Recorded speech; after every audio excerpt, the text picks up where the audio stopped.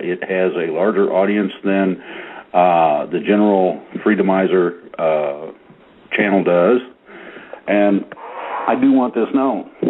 I honestly am appreciative of the opportunity that we've had. Deland has handled paperwork. I just could not believe the amount of stuff she's dealt with. And then you got Deatra, whose health is not the greatest thing in the world in terms of some of the things she's been dealing with.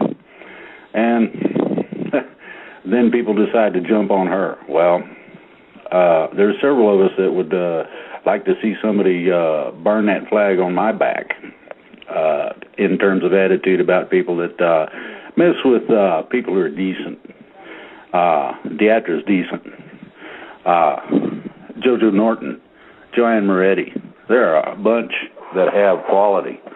Terry, you right up there at the top as far as I'm concerned, along with all the others that I've had the privilege to be associated with in all this. I hope that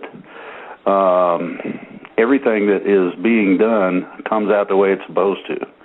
I'm involved directly in it, and I intend to do everything I can in order to see that things come out the way they're supposed to, whatever that takes.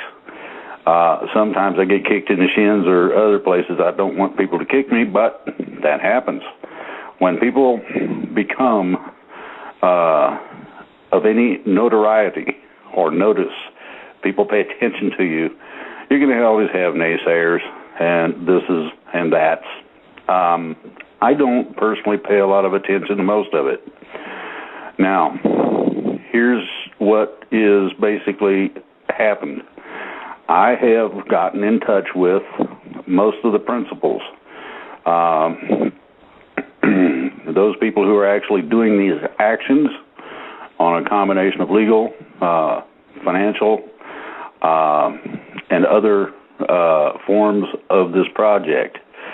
The project was a notification, just exactly what Terry said. Nothing more, nothing less. It notified the planet that we individually, as individual states, agreed to one thing, and that's freedom, as it always should have been, and as the bankers and these other turkeys have taken away from us a little here and a little there, and all of a sudden you're just busting it, just trying to keep up. Oh, that's their idea of fun. They think that that is a game, and that is one of the games they play. This will be coming to an end shortly, a lot sooner than people think. There's a lot of credibility questions, and I'll say this just as it's been said before, there are a lot of people whose very existence depends on us not telling certain things. That includes certain details. Some of this has not been worked out yet. Some of it is in process of being worked out. Some of the actions are in process of being taken. And whatever capacity my country, in terms of the free country, of the people, needs me to serve in, I will more than gladly do my absolute best, including giving my life to make sure that my children and my grandchildren learn just a little bit of freedom that I had when I was growing up that should have been there all along. Things are changing. There are going to be radical changes. And these radical changes are going to change the very basis of everything that everybody's familiar with. Take a person out of their comfort zone, they go, ooh-ee. Well, this ooh-ee is something that you don't have a choice about. It's coming.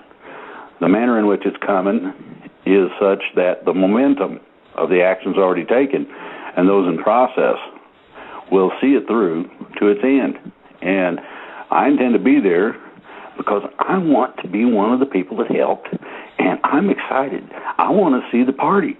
I want to see what's going to happen when the new 4th of July comes about. Now, we may still celebrate on the 4th of July. That's possible. I don't really care. I just think that everybody, and I mean everybody, deserves the combination of respect, the combination of comfort in knowing that they are absolutely free, finally. This is the second revolution, And hopefully there won't be much, if any at all, shooting, violence, and that sort of thing. It's not needed. This is simply a legal process whereby that funny little document people think is just another piece of paper. And I ain't talking about the Constitution. I'm talking about the Declaration of Independence has been resurrected, and we are following it, and we are intending upon seeing it through. It states in that document, when a government becomes repressive to the point that it is a problem, a severe problem, to the very existence in some cases of the population, that those men who put it in place also can remove it and replace it with one that offers the freedom we're all looking for. And I know this is a bit of a long spiel, but these things need to be said. Now, we've had a couple of shows on Wolf Spirit Radio, and they, I think, were successful. I would suggest everybody that can hear this to spread the word, because we are going to run with that just as we've done here. As I get documentation, I send it out. As we get permission from people who are actively participating to offer better information, a little more of this or a little more of that, it will be made known. I've already been made sort of a voice. The Pentagon requested that I do a couple of shows, and I did them. And, oh, my goodness, I was surprised, and so has a bunch of other people been. I intend to do the same for the new setup as what we've done here as much as I can. And Deatra, you got my full support. Terry, you stated that you were going to kind of bow out of things, and I'm going to miss you. I'm going to tell you that right now. You're liable to be called on. Well, yeah. I'm not bowing out altogether. That's just a limited decision. And there's a couple of things that I haven't mentioned. First of all, I just remembered I forgot to mention something very important.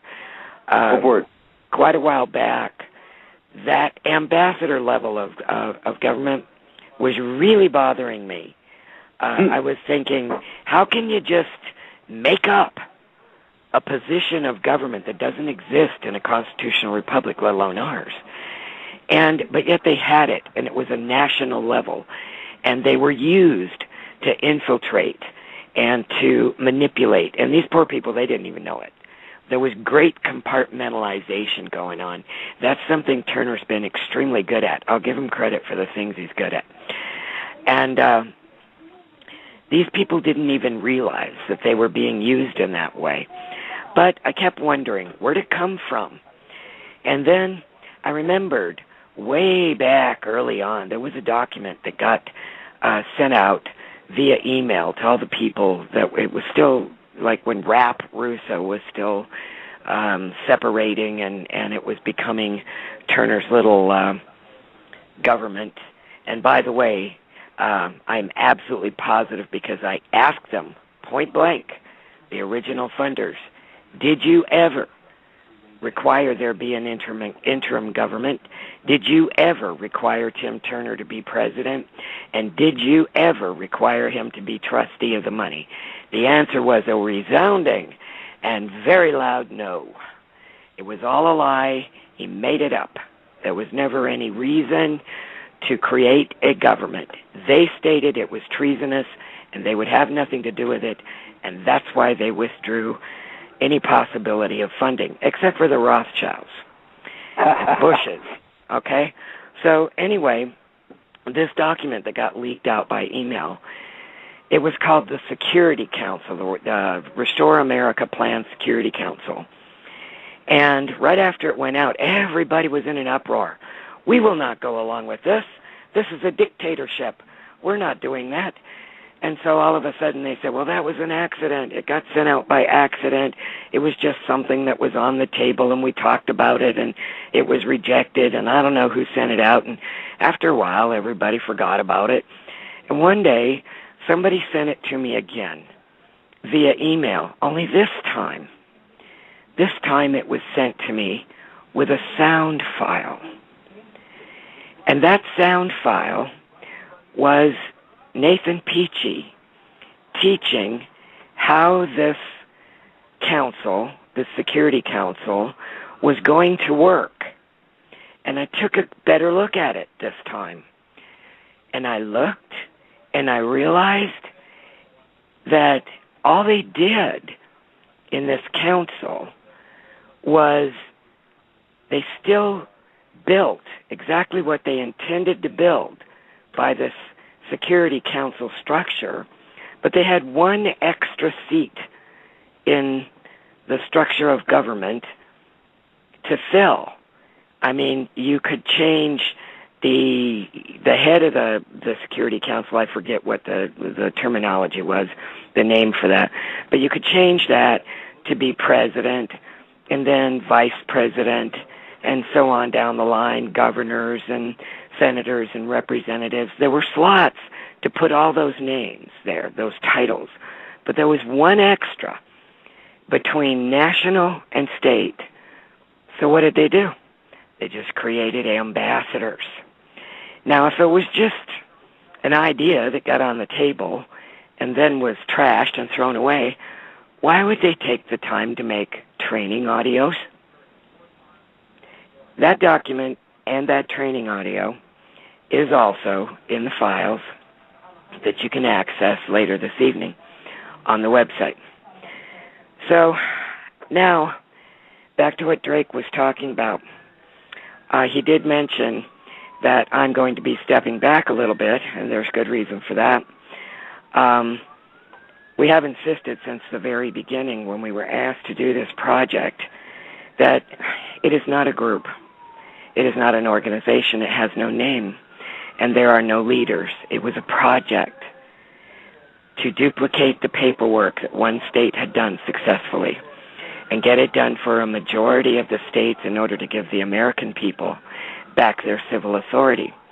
This was not done to put the military in charge of anything. It was done for the people to have the civil authority to ask the military for assistance when we take our nation back.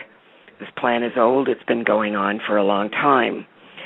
On the calls that we had every week, we tried very, very hard to keep everybody focused on the one project, not have it go off in any other direction and become something other than it was. We had a very hard time because we have a number of people who just insist on making it into something else. And frankly, me and the other individual who were originally contacted, we feel that since the project in its original requirements has indeed been accomplished, that there is no need for us to attend on Friday nights anymore. I don't know if everybody understands what's going on in my life, but I have conference calls almost every night of the week. And this radio show on Sunday, I have a number of people around the country. I'm helping with lawsuits and learning commerce law and how to fight debt collectors, etc. I had a fire in my house, and I'm living in a construction zone. And between having ceilings fall on my head and being covered in bat poop, those kind of things happening to me every day, I can find much more productive work to be doing than to be sitting on a call on Friday night trying to keep control of what's going on. So we just decided to back away from that. If I'm needed to give an update or speak on something specific, help any of the other states or other entities wanting to come in with us, then I will attend if I'm asked to. What I need to say to everybody is, like I said, there's no organization. There are no leaders. There's not a name for this. And so many of you out there have stepped up and sent emails to the radio station and stated that you want to be part of it. You want to be connected with those in your state, especially those of you whose states are not finished yet. And I understand that. But once your state is completed, the paperwork is done,